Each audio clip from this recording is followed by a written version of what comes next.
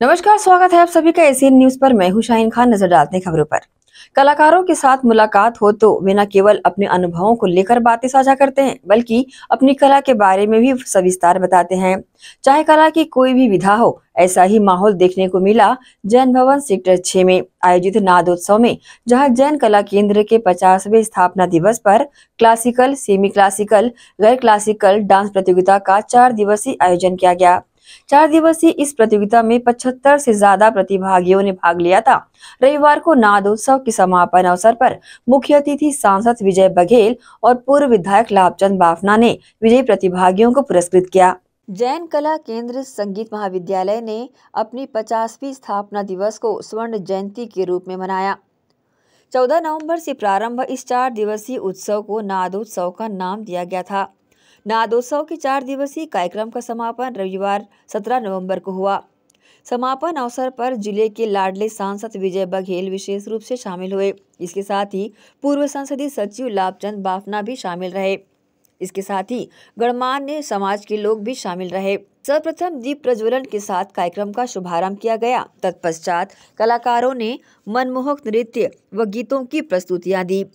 बता दें, राष्ट्रीय स्तर के इस नादोत्सव में विभिन्न जिलों से प्रतिभागी यहां पहुंचकर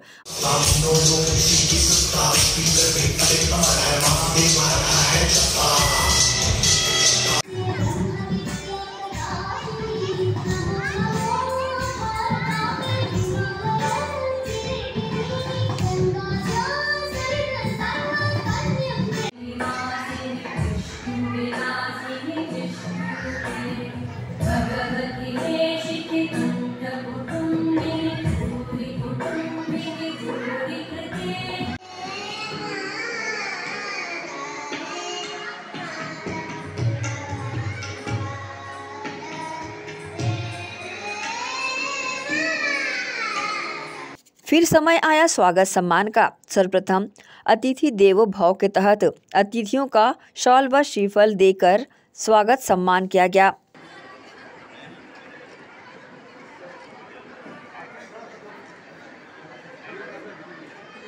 चार दिनों तक अपनी मनमोहक प्रस्तुतियां देने वाले कलाकारों को भी यहां पर पुरस्कृत किया गया।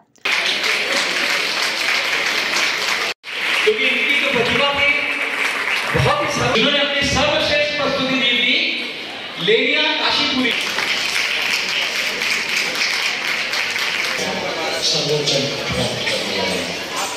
शामिल अतिथियों ने आयोजन की सराहना दिल से की। आज से 50 वर्ष पूर्व जिस कला केंद्र की शुरुआत की गई थी, जैन कला केंद्र महाविद्यालय सेक्टर 6, इसके संस्थापक थी श्रीमती आनंदवती जैन जी, पत्नी माननीय श्री BR जैन जी, उनके द्वारा इसकी शुरुआत की गई। और आज उसके 50वें वर्ष में, गोल्डन जुबली के वर्ष में, ये बहुत ही गरिमामयी कार्यक्रम में हम सब उपस्थित हैं। और संगीत से जुड़े हुए अनेक विधाओं में प्रांगत जो बच्चे हैं, उनकी खुली प्रतियोगिता हम देख रहे हैं कि छत्तीसगढ़ स्तरीय प्रतियोगिता है। बालोद से, बिलासपुर से, अनेक जिलों से यहाँ बच्चे आए हैं और अलग अलग विधाओं में वो अपनी प्रस्तुतियाँ दे रहे हैं, एक से बढ़कर एक प्रस्तुतियाँ। हमारी छत्तीसगढ़ में इतनी प्रतिभाएं हैं, वो इस मंच के माध्यम से हमें देखने को मिला और उनको हम बधाई देते हैं, शुभकामनाएं देते हैं। 50 वर्षों का लंबा इतिहास इस कला केंद्र ने अनेक ऊंचाई तय की। हजारों बच्चे यहाँ से निकलकर इस कला केंद्र का नाम रोशन कर रहे हैं। मैं जैन कला केंद्र महाविद्यालय के सभी संस्थापकों को, यहाँ के अध्यक्ष हैं मुकेश जी, इस कार्यक्रम के संयोजक जी ऋषभ जी, और सभी इन साथियों को बहुत बहुत बधाई, शुभकामनाएं देता हूँ। पूरे समाज को बहुत बधाई, बहुत शुभकामनाएं देता हूँ। स्वात नगरी भिलाई में जैन कला केंद्र संगीत महाविद्यालय लगभग 50 वर्ष पूर्व महापुरुष BR जैन स्वर्गीय ब्रह्मलीन हो चुके हैं, आनंदवती जैन ने प्रारंभ किया था। और इन सभी युवा साथियों ने ये संगीत महाविद्यालय का नाम पूरे हिंदुस्तान में रोशन किया। और खैरागढ़ जो हमारा एक संगीत महाविद्यालय है, वहाँ से रिलेटेड होकर यहाँ पर परीक्षा केंद्र भी आयोजित होता है, फिजियोथेरेपी केंद्र भी है, अन्य समाज सेवा का त्रिवेणी संगम के रूप में यहाँ पर एक बड़ा तीर्थ है। और 50 वर्ष पूरे हर्ष उल्लास के साथ में इन युवा साथियों ने मनाया है।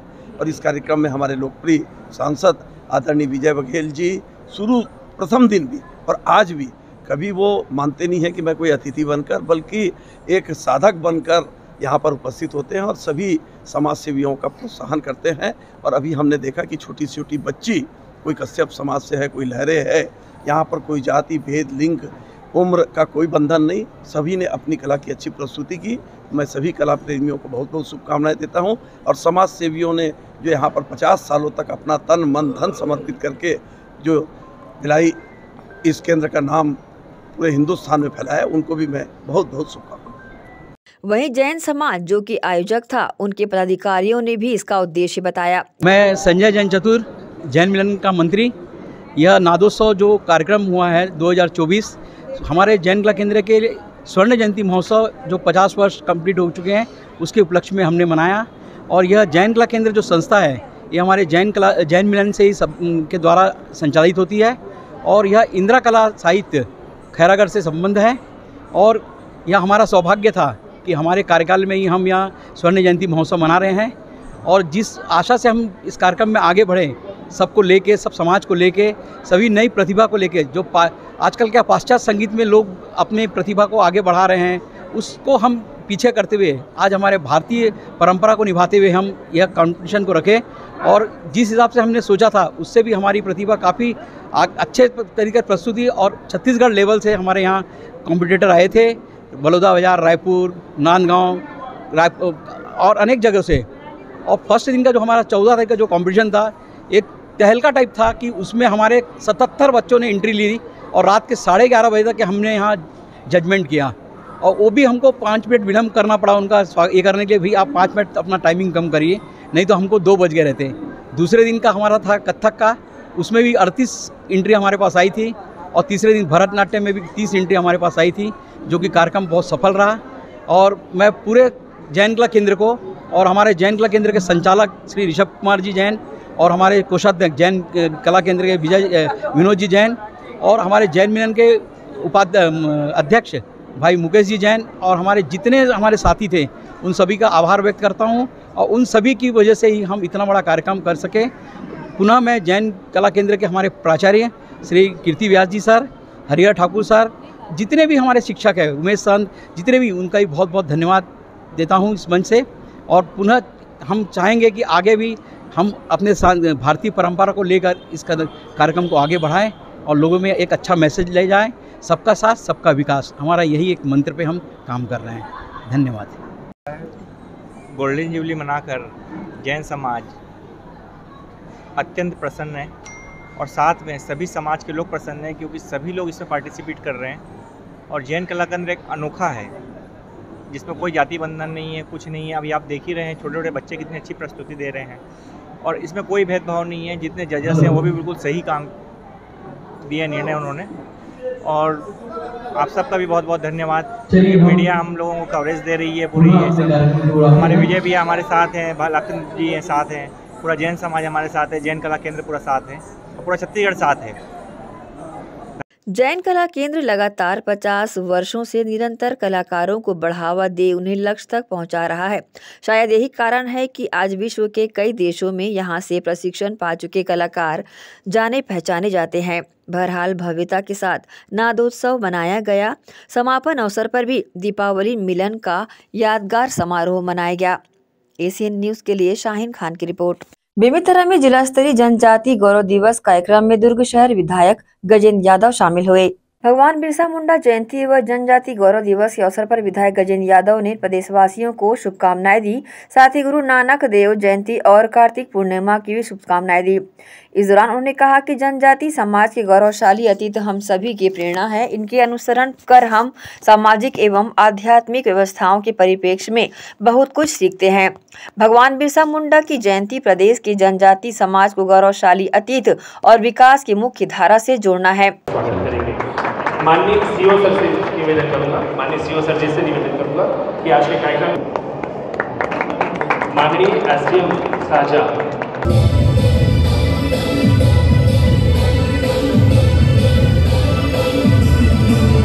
इस मौके पर बेमेतरा में जिला स्तरीय जनजाति गौरव दिवस कार्यक्रम में बतौर मुख्य अतिथि पहुंचे विधायक गजेंद्र यादव ने भगवान बिरसा मुंडा के तैलचित्र पर माल्यार्पण कर आदिवासी समाज के शौर्य, संस्कृति, विरासत, राष्ट्र निर्माण में उनकी सशक्त भागीदारी पर उपस्थित जन को संबोधित किया। ये जो हमारे वन में रहने वाले भाई जो वनवासी जिन हमन की थन, जिन आदिवासी मन की थन, ये वन संस्कृति हमन लदे हैं। आप मन बताना चाहता हूँ, आदिवासी संस्कृति में आदिवासी जल जमीन जंगल प्रकृति के पूजा करने वाले थे। भगवान प्रकृति जब अपन आशीर्वाद स्वरूप जब बरसात कराते हैं तो बरसात में जो पानी गिरते, पानी गिरे के बाद वन में जो पहला फल आते वो फल लवन पंडलुम तिहार के रूप में मनाते हैं। कोई भी गांव में पानी गिरते, पानी गिरे के बाद सावन लगते, हमन जानते पूरा छत्तीसगढ़ में सौनही तिहार मनाता नमन। ये सौनही तिहार के यो मन है दूसरा रूप में मनाते हैं। मन क्या करते, वो सावन के महीना में बरसात के बाद गांव में तिहार मनाते हैं। गांव के पूरा झुंड के झुंड जंगल में जाते हैं और जंगल में जाके जो पहला फल, पहला पुष्प, पहला पशु जैन भी मिलते वाला पकड़ते, तोड़ते और पूजा करते। हमारे यहाँ वाला वही हमारे यहाँ के महिला मन हमन जानते कि हर षष्ठी त्यौहार के रूप में मनाता न। हर षष्ठी तिहार में सब जानते पसहर चाउर के हम उपयोग करते हैं। पसहर चाउर जिन प्रकृति के द्वारा प्रदत्त हमन एक भगवान के भोग के रूप में हमन मिलते। कोनो वाला बोन नहीं, कोनो वाला रोपण नहीं, वो तालाब और हमारे जो पैखुर जो हमारे तरिया में जो होते हैं पैटू में, वो हम तोड़थन और तोड़ के हमारे यहाँ महिलाओं में पूजा करते हैं। और ये आदिवासी मन है वही जो पंडलुम तिहार मनाते, जो नवा खाई करते हैं। बोला हमन हमारे यहाँ तिहार में, दशहरा में, दिवाली में, नवा खाई में, उड़ीसा में नवा खाई के रूप में अलग अलग रूप में हमारे वाला त्यौहार मनाते हैं। विधायक गजेंद्र यादव ने कहा कि जनजातियों ने देश की आज़ादी में भूमिका निभाई, आदिवासी को सम्मान दिया तो भाजपा ने। प्रधानमंत्री नरेंद्र मोदी के नेतृत्व में आदिवासियों का उत्थान हो रहा है। देश की राष्ट्रपति जनजाति से है। भाजपा ने जनजातियों के गौरव को बढ़ाया है। प्रदेश में भाजपा सरकार बनते ही मुख्यमंत्री विष्णुदेव साय के नेतृत्व में आदिवासी क्षेत्रों में उत्थान हेतु शिक्षा, खेल को बढ़ावा देने तथा कला संस्कृति को संरक्षित करने कई योजना प्रदेश में संचालित की जा रही है। एसीएन न्यूज के लिए दुर्ग से नसीम फारूकी की रिपोर्ट। भगवान बिरसा मुंडा की 150वीं जयंती के अवसर पर अहिवारा विधायक राजमहंत डोमनलाल कोरसेवाड़ा शामिल हुए। इस दौरान उन्होंने केंद्र सरकार द्वारा गरीब किसानों के हित में किए जा रहे कार्यों का उल्लेख कर केंद्र एवं राज्य सरकार की प्रशंसा की। खैरागढ़ जिला प्रशासन द्वारा आयोजित जनजाति गौरव दिवस कार्यक्रम में मुख्य अतिथि के तौर पर अहिवारा विधानसभा विधायक राजमहंत डोमनलाल कोरसेवाड़ा शामिल हुए। इस दौरान विधायक डोमनलाल कोरसेवाड़ा के द्वारा राज्य सरकार की जन कल्याणकारी नीतियों का बखान करते हुए केंद्र सरकार द्वारा गरीब किसानों के हित में किए जा रहे कार्यों का उल्लेख किया गया और केंद्र एवं राज्य सरकार की प्रशंसा की गई। और इसके साथ ही मैं केंद्रीय जनजातीय कार्य मंत्री श्री जुएल ओराम जी से निवेदन करूंगा कि वे माननीय प्रधानमंत्री महोदय को पश्मीना की एक शॉल भेंट कर उनका स्वागत करें। और स्वतंत्रता संग्राम सेनानी भगवान बिरसा मुंडा की जयंती के मौके पर खैरागढ़ जिला प्रशासन द्वारा जनजाति गौरव दिवस का आयोजन किया गया था, जिसमें अहिवारा विधानसभा विधायक राजमहंत डोमनलाल कोरसेवाड़ा मुख्य अतिथि के रूप में उपस्थित हुए और उन्होंने आयोजित समारोह में लोगों को संबोधित भी किया। इस मौके पर आयोजन परिसर में आदिवासी समाज से जुड़े लोगों के लिए स्टॉल भी लगाया गया था तथा इस दौरान विधायक राजमहंत डोमनलाल कोरसेवाड़ा द्वारा खैरागढ़ जिले के आदिम जाति विकास विभाग द्वारा धरती आबा जनजाति ग्राम उन्नत अभियान के तहत वाहन को हरी झंडी दिखाकर रवाना किया गया।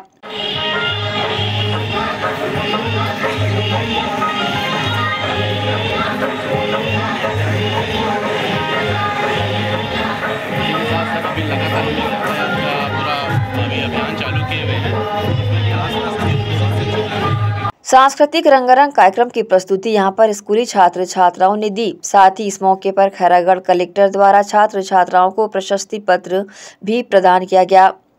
इस दौरान कार्यक्रम में बड़ी संख्या में स्कूल की छात्र छात्राएं शामिल रही। एसीएन न्यूज के लिए दुर्ग से नसीम फारूकी की रिपोर्ट। रुकेंगे छोटे से ब्रेक के लिए, जल्द हाजिर होते हैं। आप सब बने रहिए एसीएन न्यूज के साथ। पूर्वल ट्रेडर्स के पूजा के कपड़े। जी हाँ, अपने इष्ट देवी देवताओं की स्थापना पूर्वल ट्रेडर्स के मंगलकारी वस्त्रों के द्वारा करें और अपनी प्रार्थना को सफल करें। पूर्वल ट्रेडर्स के पूजा कपड़े लाल, पीले, संतरा, सफेद, काले आदि सभी रंगों में हमारे यहाँ उपलब्ध हैं। भगवान गणेश, माँ लक्ष्मी, माँ दुर्गा, माँ सरस्वती एवं अपने कुल देवी देवताओं, मंदिर मस्जिद, पितरों की पूजा आराधना के लिए देश की सर्वश्रेष्ठ जानी मानी औद्योगिकी पोरवाल ट्रेडर के मंगलकारी कपड़ों का उपयोग करें और अपनी पूजा को सफल बनाएं और अपनी मनोकामनाएं पूर्ण कराएं। अधिकृत थोक विक्रेता बरमेचा टेक्सटाइल्स, दिगंबर जैन मंदिर रोड, गांधी चौक, दुर्ग, छत्तीसगढ़। हमारा मोबाइल नंबर 9425550265। तो एक बार पोरवाल ट्रेडर के पूजा के कपड़ों का उपयोग करें और अपनी मनोकामनाएं पूर्ण कराएं।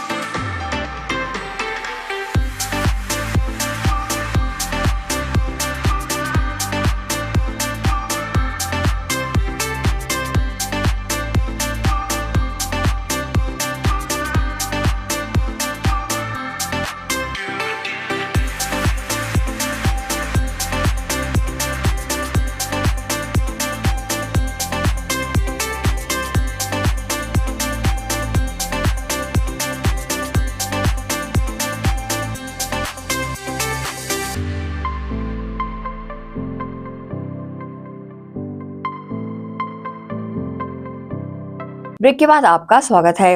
वेस्ट बंगाल में 25 दिसंबर से 5 जनवरी तक 39वीं यूथ नेशनल बास्केटबॉल प्रतियोगिता का आयोजन होना है।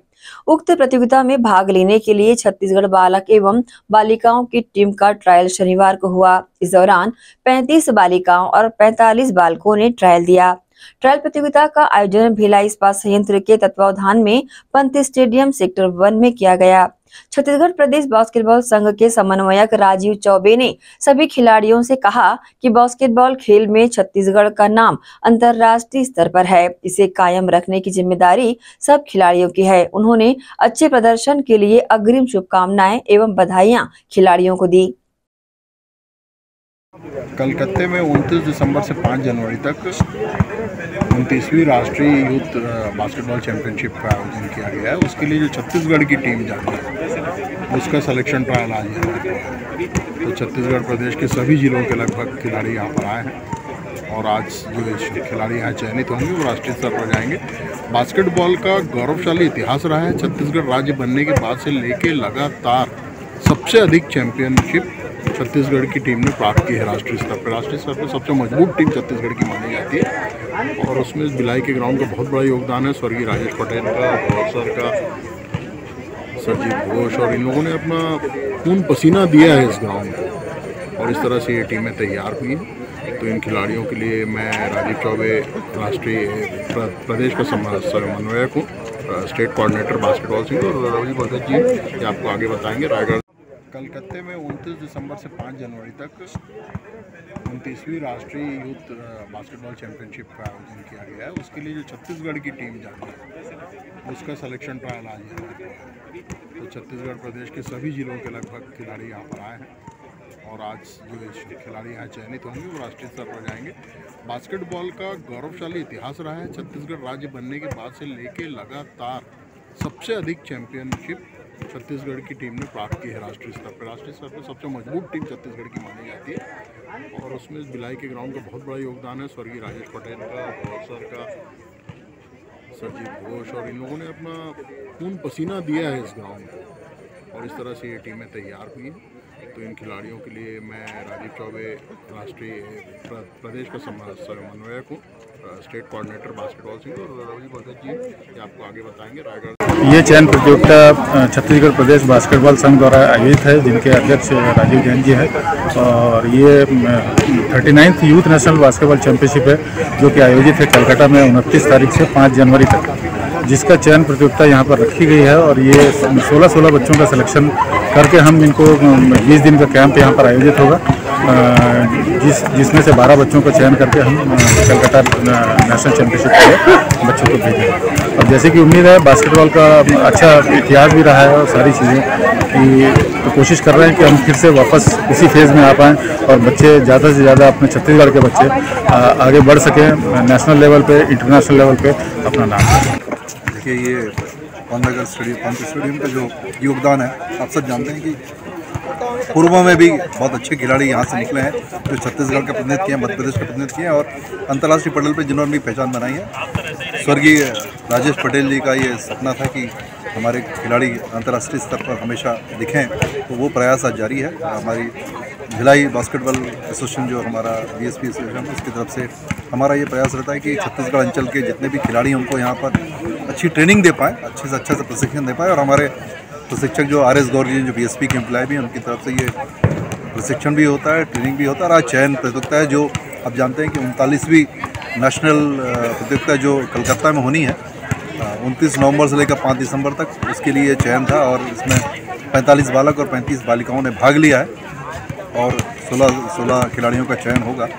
और उस चयन के बाद इनको फिर ट्रेनिंग दी जाएगी आने वाले समय में ताकि वो अच्छा परफॉर्मेंस दे पाए। छत्तीसगढ़ को पहले नंबर पर लाने का हमारा प्रयास है और पहले भी हम लोग आगे रहे हैं। तो बास्केटबॉल भिलाई के नाम से जाना जाता है, शुरू से भिलाई के ज़्यादा खिलाड़ियों ने प्रतिनिधित्व किया है और हमारा ये प्रयास है कि ये खिलाड़ी आज इस प्रतियोगिता में नहीं, नेशनल के अलावा अंतर्राष्ट्रीय पटल पर भी ये दिखे और उसके लिए जो भी और सुविधाएं की जरूरत होगी हम लोग प्रयास कर रहे हैं। अभी पिछले 2 वर्षों में हम लोगों ने बास्केटबॉल कोर्ट यहाँ बनवाया है, भिलाई प्रबंधन ने पूरा सहयोग दिया है। आने वाले समय में जो बाकी सुविधाएँ जो यहाँ ज़रूरत है उनके स्टे अरेंजमेंट के लिए खिलाड़ियों के लिए वो सब भी हम लोग प्रयास कर रहे हैं।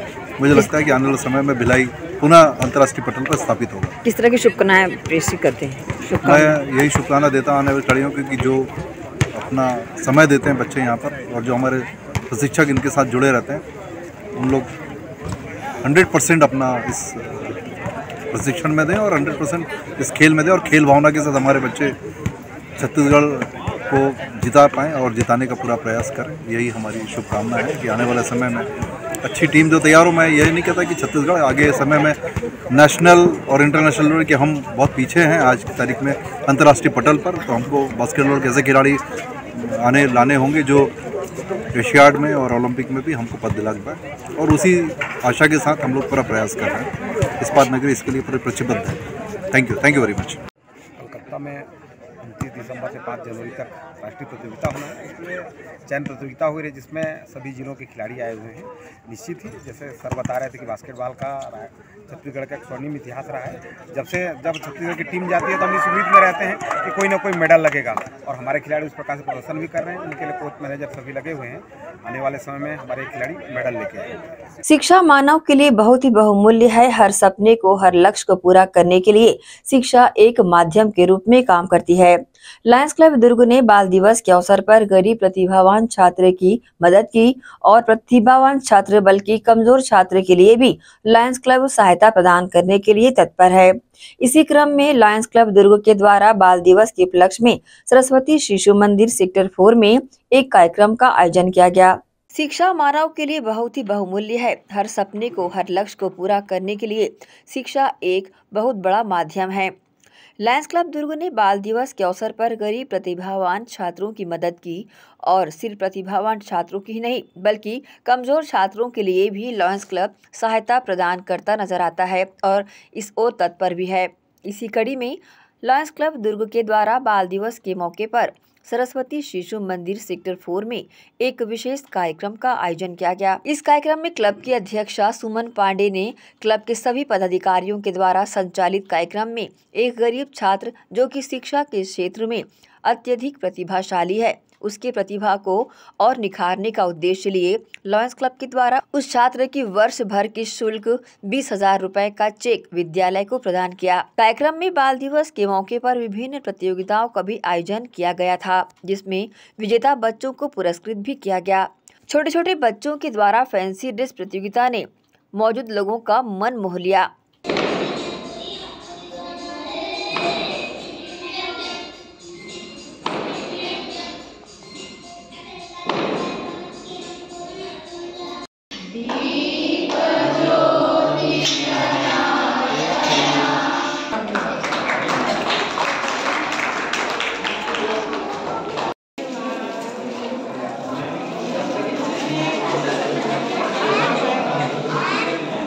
कार्यक्रम में मुख्य रूप से विद्यालय के अध्यक्ष शिवराम शुक्ला, समिति सचिव हेमंत नायडू सहित सम्मानित प्राचार्यगण उपस्थित रहे।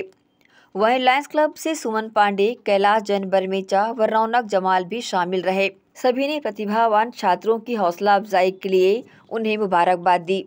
सबसे पहले तो मैं ये कहना चाहूँगा कि एक स्लोगन है कि रक्तदान महादान, मगर मेरी नज़र में सबसे बड़ा दान शिक्षा का है। अगर शिक्षा न होती तो एक शरीर से रक्त निकाल के दूसरे शरीर में डालने का गुण कहाँ से सीखते हम। तो शिक्षा बहुत ज़रूरी है और नेहरू जी ने भी जो हमारे प्रथम प्रधानमंत्री रहे, बच्चों से प्यार का उनका यही था कि वो जानते थे कि ये बच्चे ही भारत का भविष्य है, इसलिए वो बच्चों के बहुत करीब रहे। बच्चों को अक्सर अपने सालगिरह के रोज़ बुलाया करते थे, उनको गुलाब के फूल दिया करते थे, मिठाई खिलाया करते थे। आज हम यहाँ पूरे लायंस क्लब के साथियों के साथ आए हैं और देखे कि यहाँ के प्राचार्य ने हमको बताया कि बच्चों से उन्होंने ड्राइंग की प्रतियोगिता कराई है, रंगोली की प्रतियोगिता कराई है। और मैं घूम के देख रहा था तो मेरे परम मित्र टावरी जी ने बोला कि रौनक भाई इस पे भी कुछ थोड़ी सी कविता होना चाहिए। तो एक दो पंक्तियाँ हो गई है जो मैं आपको सुनाना चाहता हूँ। ड्राइंग हो या रंगोली एक कला है, ड्राइंग हो या रंगोली एक कला है, आपकी ये सोच भी एक कला है। भविष्य में ऐसे ही रंग भर दो, अच्छा जीवन जीना भी एक कला है, अच्छा जीवन जीना भी एक कला है। मैं अंतर्राष्ट्रीय साहित्यकार MJF डॉक्टर रौनक जमाल। मेरे पिताजी का 5 अक्टूबर के देहांत हुआ था, तो मैंने उसी समय सोचा था कि पिताजी की स्मृति में मुझे ऐसा कार्य करना है जो थोड़ा सा हटके हो। हटके का मतलब होता है कि वो दिखावा का काम मुझे नहीं करना है किसी भी प्रकार का। और सबसे बड़ा धर्म शिक्षा के धर्म को मानता हूँ मैं। तो उसी से मुझे सुमन दीदी लगातार मेरे टच में थी भी, तो मैंने बताया था कि ठीक है मैं करना चाहूँगा। और अभी और भी मैं कुछ बच्चों के लिए शिक्षा के मद में देना चाहता हूँ। अगर जिस भी संस्था को ज़रूरत होगी तो मैं हमेशा सहयोग करूँगा और हमेशा के लिए मैं उसको आर्थिक रूप से गोद भी ले सकता हूँ अगर चाहें तो। किसी के बारे में भी कुछ कहना मेरे लिए उचित नहीं है, लेकिन मैं सिर्फ अपने बारे में बता सकता हूँ कि मैं शिक्षा के क्षेत्र में और सभी परोपकारी कार्य करूँगा। और एक मेरा विचार और है कि सिर्फ मैं होनहार छात्रों के लिए ही मैं शिक्षा का मद ना करूँ, क्योंकि जो सामान्य बच्चा भी है स्कूल में पढ़ता है, चाहे 3rd डिवीज़न आता है या 2nd डिवीज़न आता है, अगर उसको गुपचुप का ठेला भी चलाना है तो उसको गुणा भाग करना आना चाहिए। तो मैं उसके लिए भी आगे रहूँगा, सिर्फ होनहार के लिए करूँगा ऐसा नहीं है। क्यों होनहार के लिए तो इंस्टीट्यूट भी करती है, उसको उठा लेती है। और इसके अलावा किसी को आगे के लिए कोचिंग की ज़रूरत है, किसी भी प्रकार की ज़रूरत है। और मेरा ऐसा सोचना है कि मैं अनेक प्रकार के व्यापार करता हूँ, तो एक व्यापार की कमाई मैं डॉक्टर रौनक जमाल के मार्गदर्शन में परोपकार के कार्य में लगाना चाहता हूँ। कुछ बच्चों में ऐसा होता है, ठोकर खा के सुधरते हैं, और जो आप लोगों से मैं बात कर रहा हूँ तो उनसे उनको प्रेरणा मिलेगी और धीरे धीरे सुधार आता है। कुछ बच्चे ऐसे होते हैं जो प्राइमरी स्कूल में सही तरीके से पढ़ाई नहीं करते, हाई स्कूल में जाके वापस अटेंशन हो जाते हैं, और ऐसे बहुत सारे बच्चे अपना अच्छा करियर बना चुके हैं। तो जैसे जिसको समझ आएगी वो करेंगे। हमें ये देखना है कि कहाँ समाज में किसको क्या ज़रूरत है और उसको फुलफ़िल करना चाहिए, तभी ये सेवा परमो धर्म के लिए जो हमने ज्वाइन किया लायंस क्लब को, वो सार्थक होगा। धन्यवाद। मैं कैलाश कुमार जैन, बरमेचा। हमारा शिशु मंदिर क्या है कि एक्चुअल बच्चों को संस्कार युक्त शिक्षा प्रदान करता है। हमारा उद्देश्य है कि हम बचपन से ही बच्चों में अच्छे संस्कार दें, ताकि बच्चे बड़े होकर उनमें मानसिक, बौद्धिक और आध्यात्मिक क्षमता हो, ताकि वो अपना भविष्य जो है उज्जवल कर सकें अच्छे से। हमारा विद्यालय चूँकि यहाँ टाउनशिप के बीच में है, आजू बाजू में बहुत बड़े बड़े इंग्लिश माध्यम हैं विद्यालय, तो हमारे यहाँ पे बच्चों की संख्या थोड़ी सी कम भी है, और कुछ न गरीब क्षेत्रों से भी हमारे घर पे आते हैं बच्चे, तो वो लगभग हम ऐसे ही कुछ न संस्थाओं से या फिर महानुभावों से चर्चा करके उनकी फ़ीस की व्यवस्था की जो है हम लोग व्यवस्था करते हैं। लायंस क्लब दुर्ग द्वारा अभी बीच में शिक्षक दिवस के उपलक्ष्य में इन लोगों ने हमारे विद्यालय के जो है आचार्यों का बहुत अच्छा सम्मान किया, तभी उनने अपना जो है उद्देश्य बताया था कि हम भविष्य में भी विद्यालय के लिए कभी कुछ कर सकते हैं, तो हमको बोले खुशी होगी करके। इसी तारतम्य में उनने अपना एक निश्चित किया कि हम ठीक है भाई, बाल दिवस के जो है उपलक्ष्य में बच्चों को एक थोड़ा प्रोत्साहन देंगे और कुछ एक बच्चे का एक साल का जो फीस जो है प्रदान करेंगे। इसलिए मैं उनका तहे दिल से बहुत बहुत धन्यवाद देता। ये मैं तो बहुत खुश हूँ, और ये हमेशा लगता है कि प्रतिभावान बच्चे को जो सक्षम है वो सहयोग करे, और पढ़ाई तो एक सबसे महत्वपूर्ण जीवन का अंग है, उसमें अगर कोई सहयोग करता है तो ये बहुत बड़ी बात है। मुझे तो ये स्कूल में एक कार्यक्रम में आना था, और यहाँ के प्रिंसिपल संगीता पवार मैडम ने बताया कि एक प्रतिभावान बच्चे की फ़ीस रुकी है और वो परीक्षा में नहीं बैठ सकता। मैंने उन्हें बताया कि मैं अपने Lions club of Durg city से चर्चा करूँगी, और बातें हुई, और हमारे सभी लायन सहयोगी ने तत्परता दिखाई, जिसमें लायन कैलाश चंद बरमेचा जी ने इस के लिए सहयोग करने की सहमति प्रदान की, और उनके वर्ष भर का फीस लगभग 20,000 रुपये होता है, जिसका उन्होंने चेक प्रदान किया। और आज हम लायंस क्लब के माध्यम से यहाँ सरस्वती शिशु मंदिर में उस बच्चे की फ़ीस पटाकर उसको आगे की पढ़ाई करने में सहयोग कर रहे हैं। बहुत अच्छा लग रहा है, बहुत अच्छा लग रहा है। बच्चा पढ़े, हमारे लिए उसकी बहुत बहुत शुभकामनाएं हैं, और वो तरक्की करे। मैं तो सबसे पहले लायंस क्लब के सभी पदाधिकारियों का बहुत बहुत धन्यवाद करती हूँ कि उन्होंने मेरे इस प्रस्ताव को स्वीकार किया और उस बच्चे की प्रतिभावान बच्चे की शुल्क देने के लिए तैयार हो गए, क्योंकि इससे उस बच्चे की जो प्रतिभा है वह पीछे न रह जाए और वह बच्चा अपने जीवन में आगे बढ़ते रहे। और इससे मैं बहुत और यह मैं हर साल कहीं ना कहीं से किसी न किसी से संपर्क करके हमारे सभी समिति के पदाधिकारी भी इस कार्य में मुझे पूर्ण सहयोग प्रदान करते हैं। और समिति के पदाधिकारियों के द्वारा पिछले वर्ष भी 3 बच्चों के लिए 50,000 का चेक प्रदान किया गया, जो आज उन बच्चों की हमने फ़ीस दी है, क्योंकि बहुत ही गरीब बच्चे हैं जिनके माता पिता सक्षम नहीं है फ़ीस भरने में। और आज की शिक्षा नीति के तहत किसी भी बच्चों की पढ़ाई को नहीं रुकना चाहिए। इसी प्रकार से मैं किसी न किसी से संपर्क करके और समिति के पदाधिकारियों से भी चर्चा करके मैं इस कार्य में अपना पूर्ण सहयोग प्रदान करती हूँ। ACN न्यूज़ के लिए शाहीन खान की रिपोर्ट। कोरबा जिले में नेशनल हाईवे 130 के निर्माण कार्य के तहत कटघोरा थाना क्षेत्र के ग्राम जुराली में लंबे समय से अटके 2 किलोमीटर की सड़क निर्माण कार्य को लेकर प्रशासन ने सख्त रुख अपना लिया है। जुराली गांव में जमीन अधिग्रहण को लेकर किसानों और प्रशासन के बीच जारी विवाद के चलते ये कार्य अधूरा पड़ा हुआ था। प्रशासनिक अधिकारियों और पुलिस बल की भारी संख्या में मौजूदगी ने जुराली को पुलिस छावनी में तब्दील कर दिया। किसानों की कथित मनमानी और अधिग्रहण में बाधा के कारण लंबे समय से निर्माण कार्य रुका हुआ था। मौके पर पहुंचे NHAI के अधिकारियों ने अधिग्रहित जमीन पर मार्किंग शुरू की। वक्त है एक और छोटे से ब्रेक का, जल्द हाजिर होते हैं। आप सब बने रहिए एशियन न्यूज के साथ। पोरवाल ट्रेडर्स के पूजा के कपड़े। जी हाँ, अपने इष्ट देवी देवताओं की स्थापना पोरवाल ट्रेडर्स के मंगलकारी वस्त्रों के द्वारा करें और अपनी प्रार्थना को सफल करें। पोरवाल ट्रेडर्स के पूजा कपड़े लाल, पीले, संतरा, सफेद, काले आदि सभी रंगों में हमारे यहाँ उपलब्ध हैं। भगवान गणेश, माँ लक्ष्मी, माँ दुर्गा, माँ सरस्वती एवं अपने कुल देवी देवताओं, मंदिर, मस्जिद, पितरों की पूजा आराधना के लिए देश की सर्वश्रेष्ठ जानी मानी औद्योगिकी पोरवाल ट्रेडर के मंगलकारी कपड़ों का उपयोग करें और अपनी पूजा को सफल बनाएं और अपनी मनोकामनाएं पूर्ण कराएं। अधिकृत थोक विक्रेता बरमेचा टेक्सटाइल्स, दिगंबर जैन मंदिर रोड, गांधी चौक, दुर्ग, छत्तीसगढ़। हमारा मोबाइल नंबर 9425550265। तो एक बार पोरवाल ट्रेडर के पूजा के कपड़ों का उपयोग करें और अपनी मनोकामनाएं पूर्ण कराएं।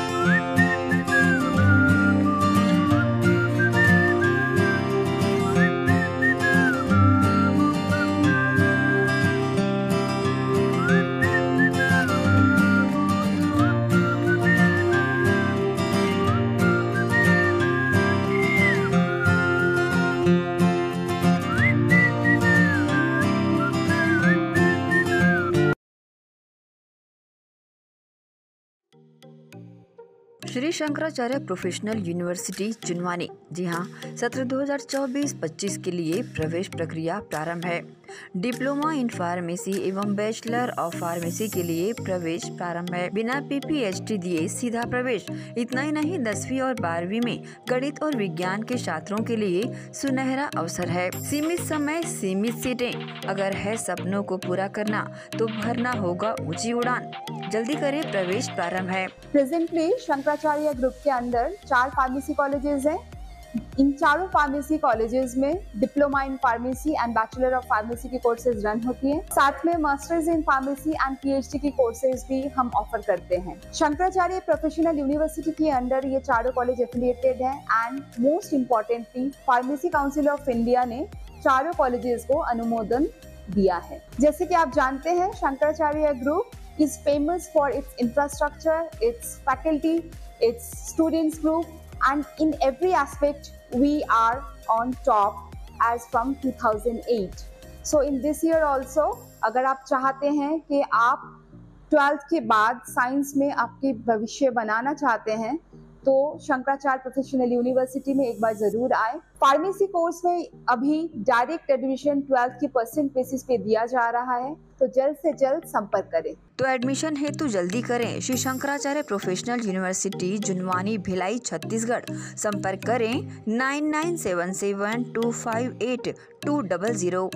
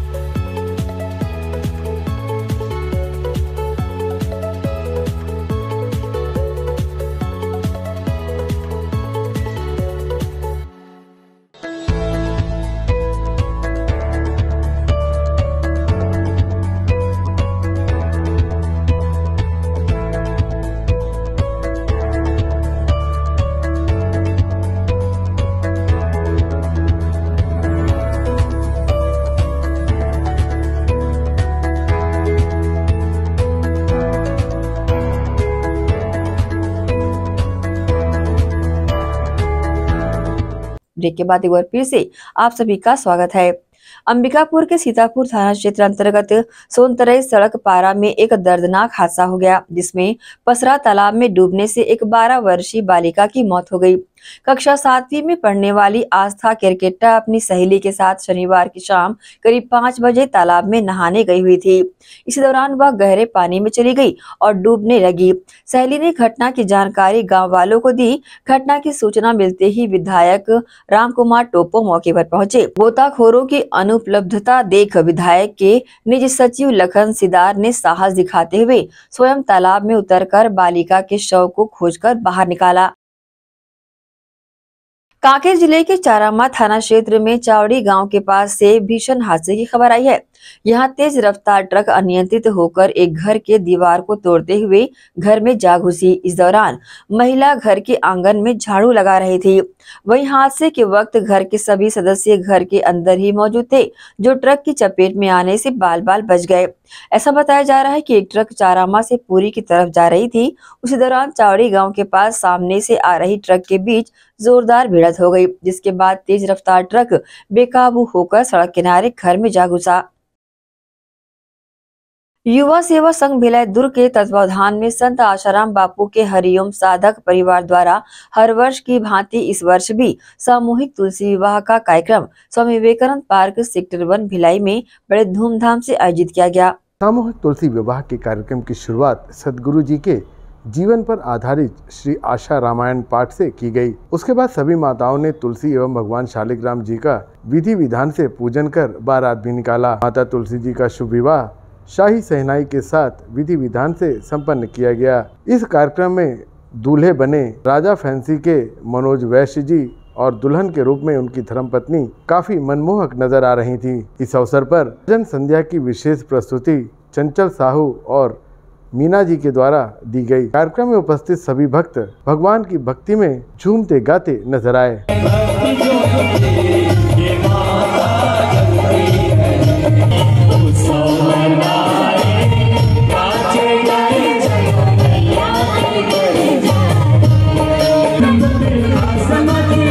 इसी के साथ ही आपसे लेंगे इजाजत।